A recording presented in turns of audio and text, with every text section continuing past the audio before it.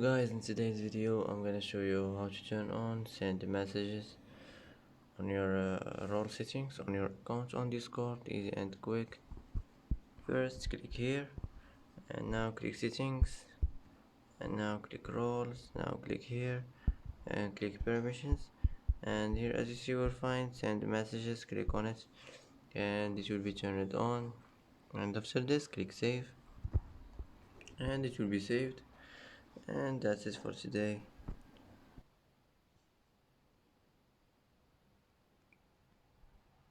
And that's it for today's video. If you like this video, don't forget to like and don't forget to subscribe. I hope this video is helpful for you, and thanks for watching till the end, and see you in the next video.